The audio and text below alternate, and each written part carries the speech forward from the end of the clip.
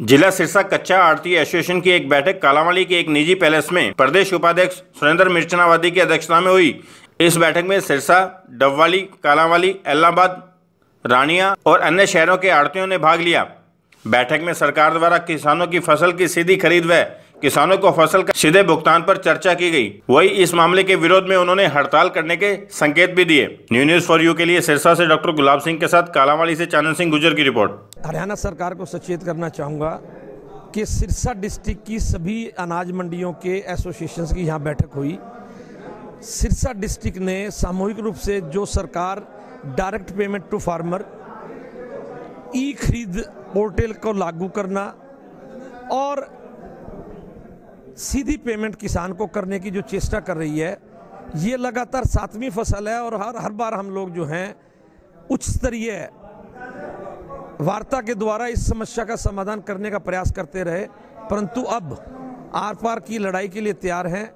जब तक कोई स्थायी समाधान नहीं होगा, पूरा हरियाणा एक रूप से हड़ताल पर जाने के लिए तैयार है और सिरसा डिस्ट्रिक्ट की सभी प्रधानों के द्वारा लिए गए निर्णय को मैं मेरे स्टेट प्रेसिडेंट और स्टेट बॉडी को आगे प्रेषित करूंगा और पूरे स्टेट हरियाणा प्रदेश में जो हमारी एसोसिएशन के अध्यक्ष अशोक गुप्ता जी निर्णय लेंगे, हम उसको समरूप रूप से लागू करेंगे। लगभग सोमवार के बाद कोई भी डेट अनाउंस हो सकती है, चाहे वो 25 है, 26 है।